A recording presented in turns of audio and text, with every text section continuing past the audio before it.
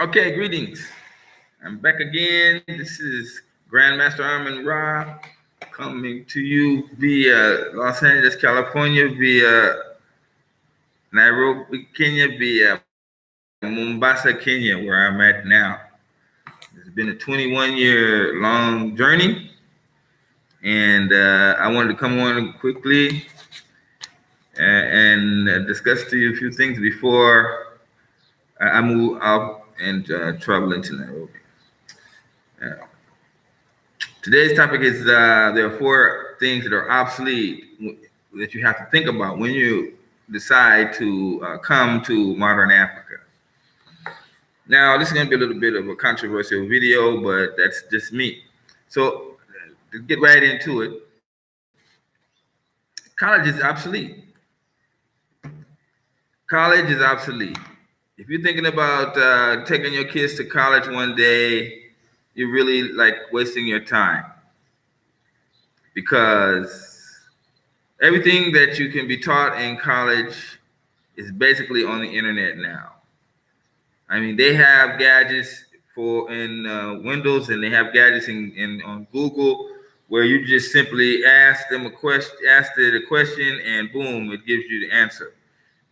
Complicated math questions, geographic locations, all these things are readily available, and you don't have to go to your college professor to find out the answer. So, in fact, the educational system in college, the whole college education system is really taking a hit today because people are really starting to ask questions that is the amount of money you spend on college worth it? I was just watching a video about San Diego where they said 30% of the jobs are 30% of the jobs were didn't need a college education, and they paid just as high. They paid out just as much money as many college level jobs. Also, Google and Apple announced that they were going to be hiring people, and college degrees were not necessary. So, what is this telling you? It's telling you that the college education is too slow. By the time you go and take a degree in computer science, by 3 years later, it's obsolete. It can't keep up with the changing times in technology. And I saw this when I was coming in. I came in to college. I went to Los Angeles, LA County, LA City College, LA City College, right out of high school. And I went down and they started teaching me on the old 300, not even 300 series of computers. And they had this thing where you had to pull plugs out of this board and plug them into different slots, and then the computer would chunk, and then give you our data. But later on, I was picked up by the Urban League. I was successful in their hiring process. Then I was trained by Bank of America and IBM on the state-of-the-art equipment, and it was like night and day. You see. So where colleges would still have old equipment, what's going on in the industry, what's going in the companies is, they're moving a lot faster. So you could get a degree, and the degree could be actually obsolete by the time you get out of college. And many people are realizing this. Many companies are even starting their own educational colleges inside the company so they can have the proper people that they need readily available. Because why wait for 4 years of college? A company modifies itself. It explains to the college that it modified itself. The college creates a curriculum, then starts bringing in students. Then 3 years later, graduates. Unnecessary wait, and they get good employees right off the bat. So college education, you're talking about taking your kids to college. This would be something that's really obsolete and it's going out of style. And I hope I'm not the first one to tell you this. If I am, please start Googling it. So you come over there with your children, come up with a new kind of concept, an idea on how you're going to educate them and what you're going to educate them in, so that they can be of a benefit into in the country. Africans are slow too. They're slow. They're going to still go to college, and in fact, it's going to be hard for them to break their college habit. But already the curriculums in school are changing. My daughter came home the other day with a homework assignment that said she had to download something from the internet. So it was like, the school wasn't even prepared for that, and many of the schools in Kenya are not prepared. But they're realizing now that they have to go to the digital. And this is also a company that I'm based in digital education and digital revision. So get with me if you want, and you can I can also make that happen for you. Okay, now another thing that is the buying of a home. Now, many of these guys are out there on the chat line talking about I'm moving to Africa, but I want to own my own land. Oh, the lease is 99 years old. The country won't let foreigners have land. And I'm like, what are you talking about? You're talking about coming to a place you've never been before, and then all of a sudden you want to start talking about buying land? I know half of the people is just joking, making up statements. But and the reality of it is buying a home is obsolete. First of all, a house is not an asset. Let me repeat that. A house is not an asset. A house is a liability.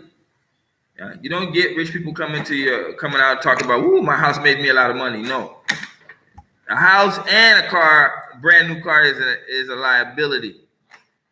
You use a car. You buy money to buy a car. You have to buy money to use the car, and then you use the car to drive you to places where you're gonna spend more money. You understand what I'm saying? So, I own 9 cars, a motorcycle, and a van, and I drove my motorcycle off the showroom floor, having only ridden a couple of times from my friend's motorcycle a couple of times. I bought a brand new motorcycle and drove it off of the showroom floor. The guy was trying to stop me. I was excited, and then I was like, "Let me take it down this block, and if I crash, then you can stop me." And I took it down the block and kept on going. So the excitement about buying a new car and all that things like that, but it's a liability. It's a great liability, and it only makes you spend more money when you use it. You see, so when you come to Africa, you stop thinking like that. Because when I first came to Africa, the first goddamn thing I did was buy a car because I thought I needed one. I come from Los Angeles. It was a complete waste of time.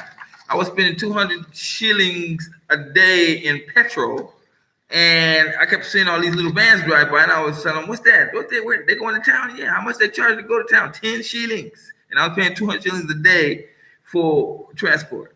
I was like, damn. So, then when I get there, the guy wants me to pay 50 shillings for me to park my car in town. So it was like no brainer. I quickly got rid of the car. But I'm saying these things are obsolete. They're going obsolete now. And, buying a house, you're talking about the equity in your house. If you talk about buying a house in the United States and you're black, and you're going to have a house in the black community, or where there's no black community, but you have black neighborhood, and then you're going to talk about your house going to appreciate in value. No, please check that out. Because a lot of black people, especially after 2008, their houses have gone down in value. Or at best, it hasn't risen in value based on the way the standard of living is rising. So you're losing money anyway. And if you're going to buy a house and then let's say I'm going to sell it later, you still got to pay all of those closing costs, all the taxes. You're the one responsible for all the renovations of the house, as opposed to renting a house or renting an apartment. If you're going to be moving to Africa and you don't even you've never been to Africa, and you can't just come spot a place of land there and then start buying the property, building a house. What for? You might decide you don't like that place. I lived in Nairobi for 6 years, and then I came to Mombasa, and I was like, oh shit, I was in the wrong place. So I moved. But thank God I didn't buy no house. And imagine if I would have bought a house in Nairobi, And I went to Mombasa, and I was like, I can live on the beach for this. I can stay here like this. Is this peaceful? Oh, no way. You see? But I would have been stuck trying to sell my house, or had to board it up somewhere, or let some friends rent it out, or rent it out to someone. Didn't have to be chasing after them for the rent money. No. And at the end of the day, it just costs you more money. Unless you got 30 years of your life you want to spend on paying that mortgage. You know what I'm saying? So definitely buying property. I'm not saying that don't buy property. I'm saying don't buy a house when you first come to Kenya. Now, damn sure the Kenyan real estate is just completely booming. I mean, you can't have a population growth that doubles every 25 years, and shoot, I could build my house out 40, not 40, but like almost a mile outside of the main area of town. And in 10 years, it's going to be fully surrounded. You know what I'm saying? Because population of Kenya is just growing massively. I wish I could take pictures of those days when I used to walk across this long field from Emoja over to Comoros. And it was just a big empty field. Today, ain't nothing like a field there, buddy. That's all houses and business. Over the years, I saw them fighting. Put some people put a house there, then the government come and wipe out. No, this land is reserved. But at the end of the day, population demands are become too high, and there you go. Somebody puts a house there and stays for like a year, boom. Then somebody else puts one next to it, then it's too late. You know. Yeah, but if you're gonna buy property, buy it and rent it. Okay, but to buy like this is my house where I'm gonna live, no, that's stupid. Rent, especially if you're in your 30s and 40s, rent. Be when you first come into Africa. So yeah, I would say like that. Buy rent, build a duplex, live on one side, let somebody else pay rent on the other side. Build an apartment building, 4 or 5 units, fantastic.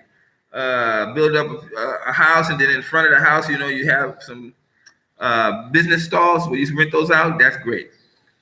But don't come like you got the concept where I gotta have my home where I'm gonna retire. We sit back and kick it in my front lawn, in my backyard, in my garage.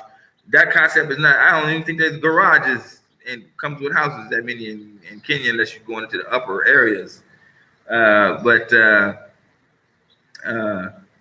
buying a house is obsolete. We already seen that. The debate is out now, and even on social media. But I knew a long time ago because I bought a house. And I was boring because all my friends were jealous and they refused to come to my house.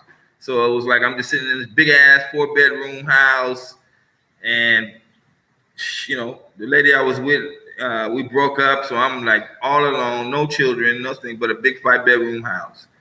And then I met my future wife, and then she was like, I can't stay in another house that you got for another woman, and it was like, okay, now you gotta sell it. So those are the old days. But but I knew that back then. So yes, if I'm hurting your feelings, you want to buy a house, or you've already bought a house in the U.S. and you know the story, and don't say like you're faking rich like you got a lot of money with the house. No, you know the deal. Especially if you live in areas, those neighborhoods in the black areas where there's no growth, people are boarding up and leaving their houses. The real estate industry today is really suffering. And in some areas, and if your house happens to be there, then you know how much money you can expect to get for your house. Okay, the third thing that's going obsolete is the education system. The United States is suffering through all these different type of ways of dealing with the education system. We're closing public schools left and right, and people are putting their kids in different type of schools that may or may not be the best thing for your child. The problem where I say the educational system in the United States is obsolete is because they don't use the boarding school system. Now here in Africa, boarding school is almost automatic. By the time your child gets to 7th, 8th grade, you start talking about putting them in boarding school. I got a daughter; she's in the she's in the 2nd grade.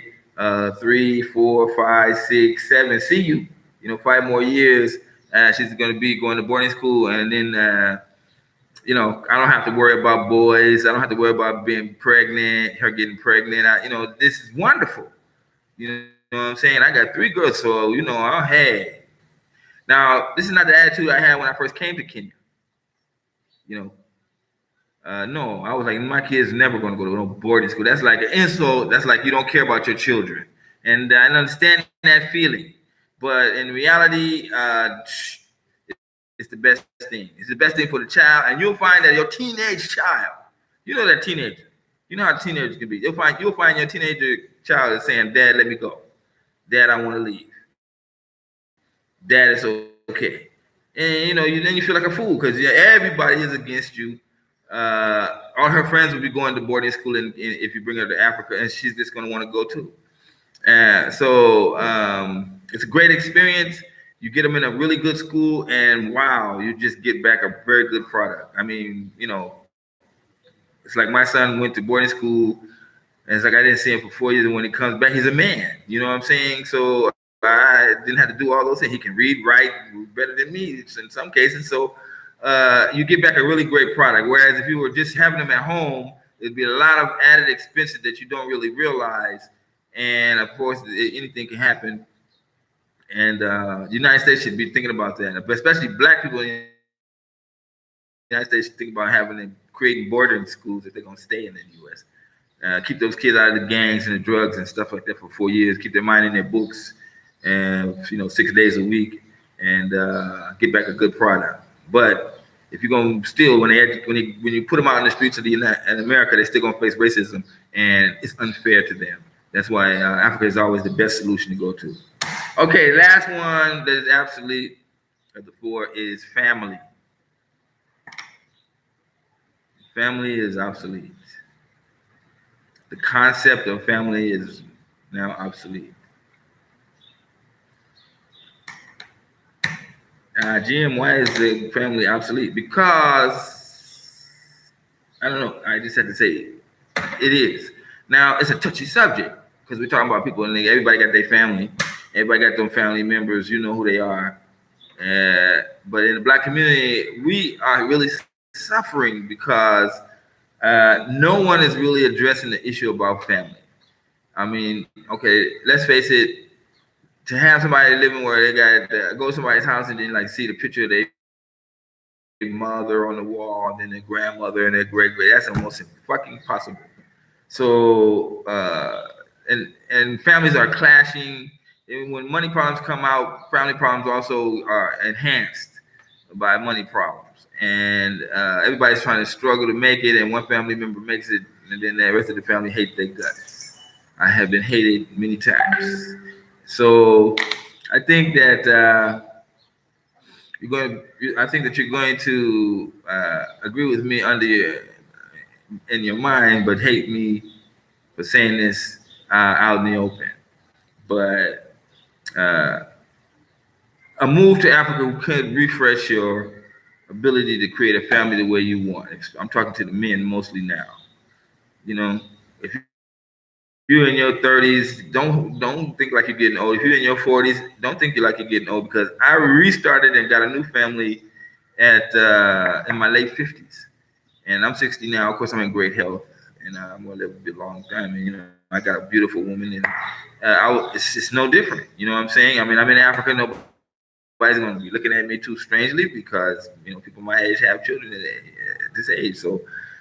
Uh, uh, I have my children from the previous relationship, which failed. It started. I married a Kenyan, and I had a relationship with a Kenyan in the U.S., and we came together to Kenya. And then after a time, we broke up after having 2 kids. So my son is now with me after he got out of boarding school, and it's a great experience.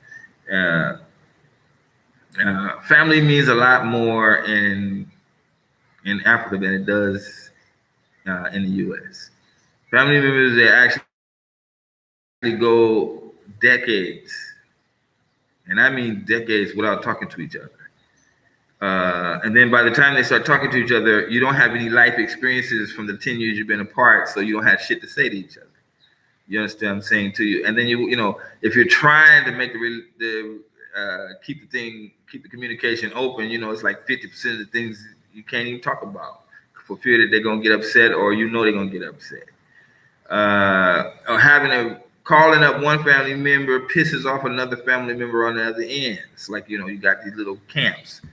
Family members are killing each other. We just witnessed that scene at Disneyland where the brother was just beating the crap out of everybody except his mother, and she still got stepped on in the grele at Disneyland, in the children's section of Disneyland. Goddamn, brothers, you guys are joking.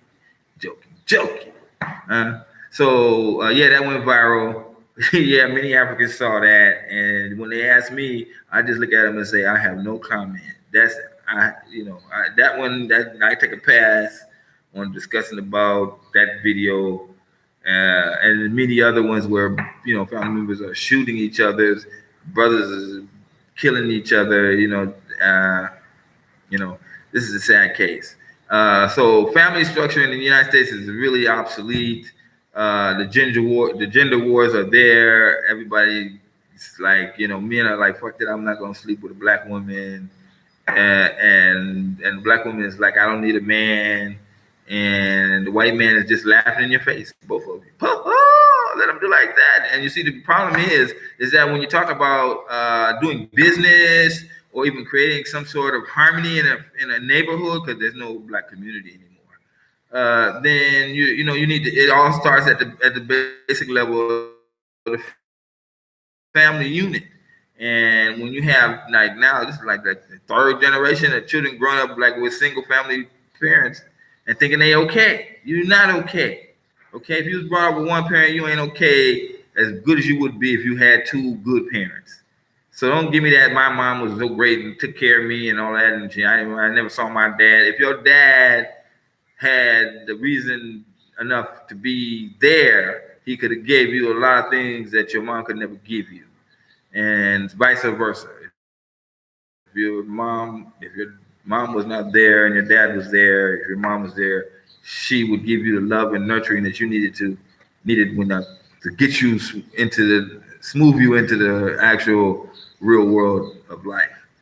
So there's no reason in the world why intelligent people of African descent in America should be not speaking to each other, and then have children running around all over the place.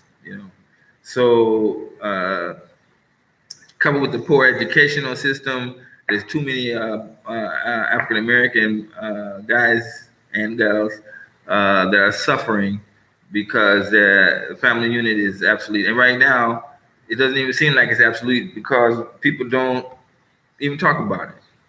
You know, so many of us have friends and relatives that are in prison, and we just it's like let's not discuss it. You see what I'm saying? It's time that you know you think about that and realize how damaging it is. Everything has its effect down the line, and it becomes painfully obvious that you've just been getting up in the morning, eating, going outside, not being productive to yourself or your society, not really in life to help your fellow man. Then you go back to bed at night. It's like a waste of humanness. You know what I'm saying?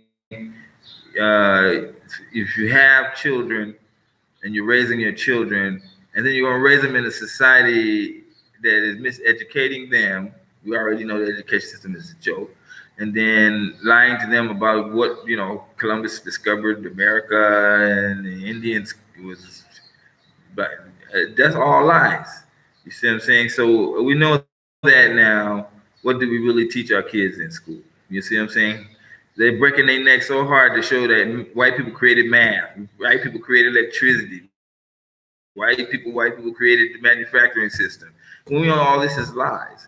And what does it do to a psyche of a black person that's trying to be educated in America? It just puts them in an inferior position because obviously they don't see themselves in a good light in the history books. So when they move to Africa, then much of this changes.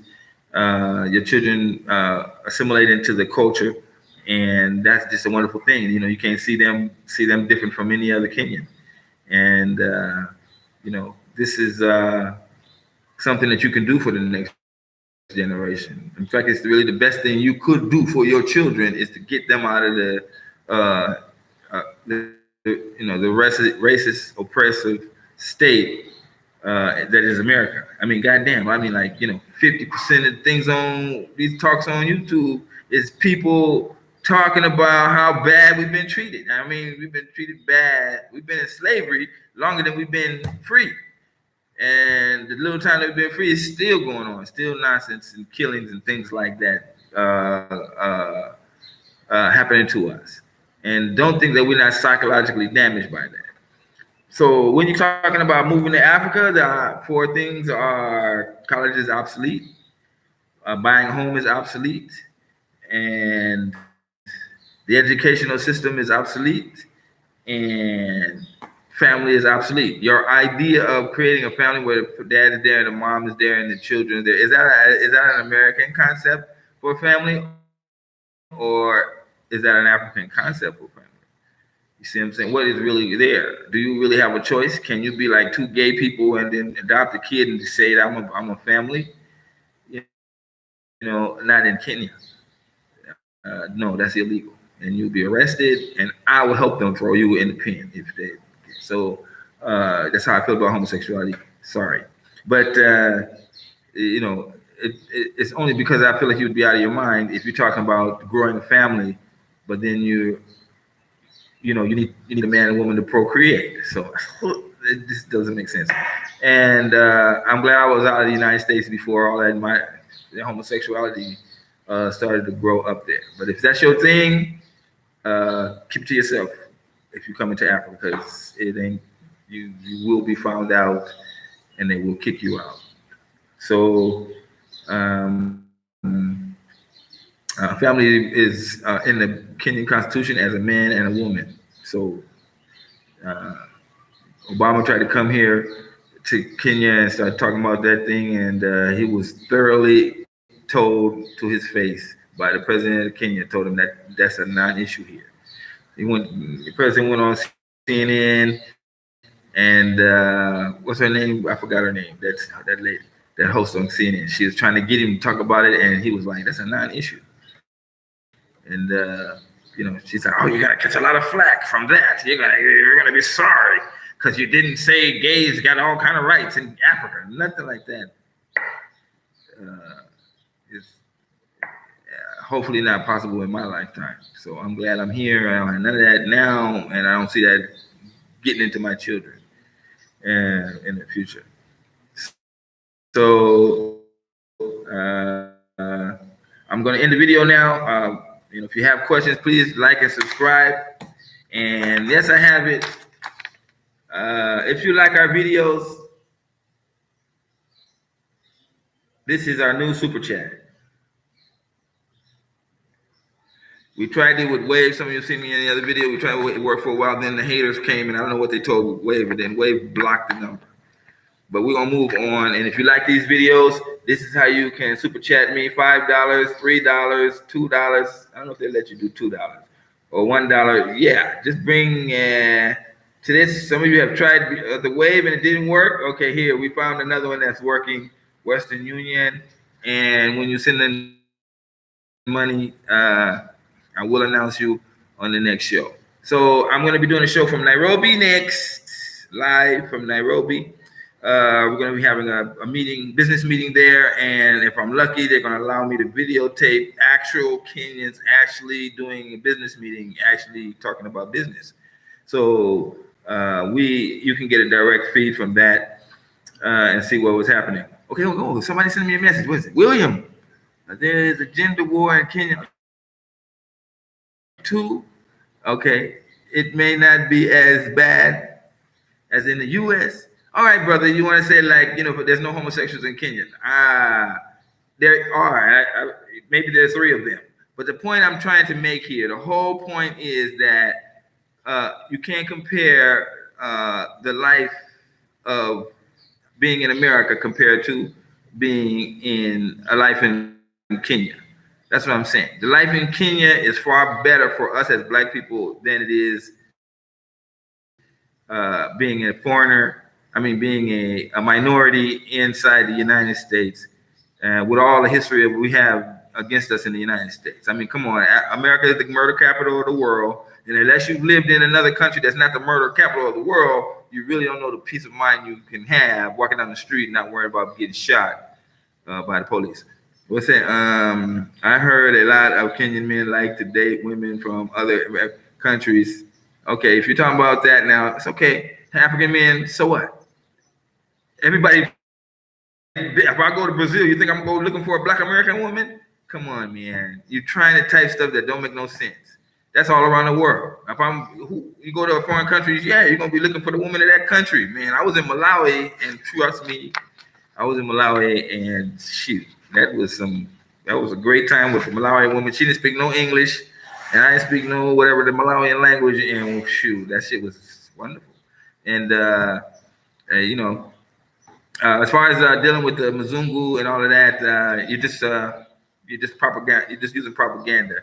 There's nearly 50 million Kenyans in the world, and you might see like less than 1% with white men, and you'd be like, see, all of them are there.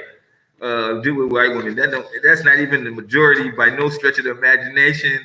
So why are we talking about one thing that happened? There's no perfect society in the world. But shoot, I'll take this one where I don't have to worry about being shot and killed with having ride down the street with no white woman in my car. So you go ahead and keep that. I don't even know where you're from. You know what I'm saying? But I love the people that come on the chat line and try to talk to me. If you want to debate me more, I'd be glad to do that. It brings out more information that I might have forgotten. And, you know, you might learn something or you might teach me something. But for right now, I've been living here 21 years. Everything you're saying here in this comment makes no sense to me because it has no bearing because it's such a small, minute amount of people. It's like saying the Chinese are going to take over Africa. And where did you see that happening in the last 18 years? Nowhere. So what's your point? You know what I'm saying? It's going to happen. You just wish it. So let that not deter you from seeing Kenya for what it is, a wonderful alternative to a miserable life in the United States where they're telling you the next generation is going to be poor than the previous. So you keep your children there if you want to. And we'll see what happens 10 years down the line. If YouTube is still here and we're still here, we revisit this video. Otherwise, thanks for listening to me, guys. Please like and subscribe, and please show some love for the brother. I've got I haven't got 100 views on one of my videos yet. I'd be shocked to see, I got 100 views the other day, and I'll be trying that. So let's see if this is going to work before the haters pop out. Send me that, and I'm going to be on again, hopefully tomorrow around this time, and we'll be doing a show on business meetings in Africa, and we'll be live in Kenya. So also, as you see, I've been doing videos on the outside because people want to see the people doing videos. I'm still putting together this video where we're going to actually talk to somebody in the transport business in Kenya, and he's going to talk to you and let you know what it takes to get into this business. And I want to do another video. In fact, I don't really want to do another video, but please watch the video on M-Pesa. If you're in America, try to get an understanding of it. Ask me questions about M-Pesa because it is a game changer, and you can't really do business without having a M-Pesa account, and it makes everything that much faster. So when you're sending money to me on the African super chat, let's do it because they won't give us a super chat in Africa. You know why? So let's do this. And this is M-Pesa here symbol, and when you go on Western Union, they had to use M-Pesa because there was too much of a demand for it.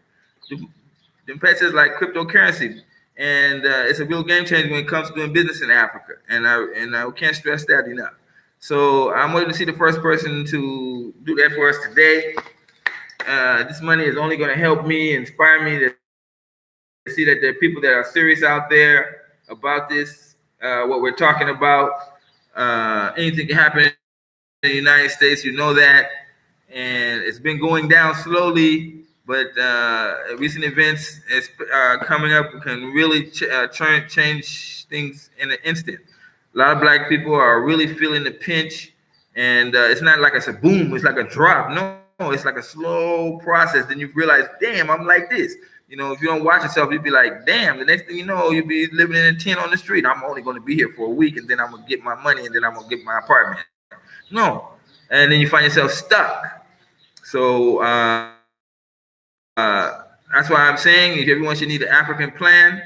Even if you think you don't like Africa, you should just know if you've never been, you're 100% affected by mass Western media propaganda that's trying to keep you in the United States.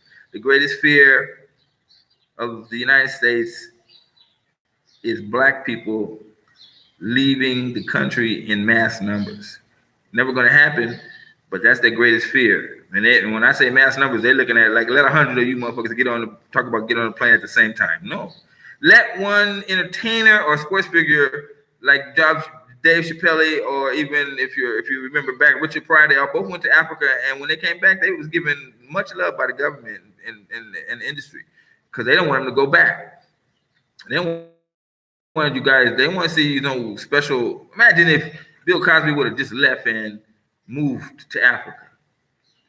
Before all this when this crisis stuff started jumping off. You see, it'd be people will now start paying attention, and then you get a lot more people talking about coming to Africa and investigating into Kenya and seeing how beautiful it is.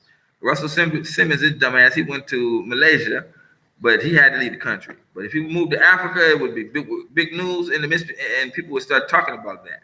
Yeah, but I know the overwhelming people in the United States are Negroes, and therefore the United States. People like Sharik from Hidden Colors. Yeah, he banking on the U.S. Dr. Moonby, she's just nothing but talking about negative things about Africa. Do you want to come to Africa after watching the Dr. Moonby show? You're joking. So you have to watch out to see what people are pro moving to Africa, and what people are pro talking about. The answers lies with us staying in the United States. Is jokes. So I'm just saying it ain't today, it ain't tomorrow, it ain't this year, it ain't next year. But get your African plan started so that it'll be strongly in place when you have to make a decision based on the fact that you're looking at your children and they're looking at you, and it's like, Dad, I'm hungry, and there's no food. And don't say that 30,000 of us in San Diego County, they didn't find that out, that people was going to bed hungry there. So let's get serious here. I'm for action, and if you're for action, then I'm doing my action part. Support me, because I'm real, and I'm saying that if money means something. Now, I haven't been given any money in the last 10 videos, and I did videos. I didn't put this. You see, I'm about the money, but we living in a world of money, and I'm talking about doing business. So let's do it, and then we move forward together. So for now, I'm gonna end this video. It's much too long. Cave Crusher, thank you for the. But why would we create our own media in the United States? That's ridiculous. And the way the media here is so powerful. You understand what I'm saying? Damn. I mean, if blacks want to do something, we should come to a country like Kenya, and then all of us invest in a music industry. So it's like the Jews be dealing with, what do Jews deal with? The Jews deal with jewelry in the United States. So everywhere you go, they own the jewelry market. They make sure. We could come here in Kenya and control the music market and the video and the movie making market. Boom. And all blacks come here. We'd be giving jobs to our people left and right. Everybody would appreciate that. Nobody would go against that. But we got to start somewhere. And that's why I'm saying, I'm starting here in digital revision, digital education.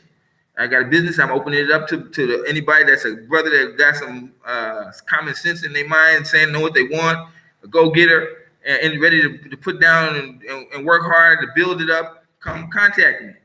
I already got one brother, so we're gonna make it 2, 3, and we move forward like that. Okay. So till the next time, peace.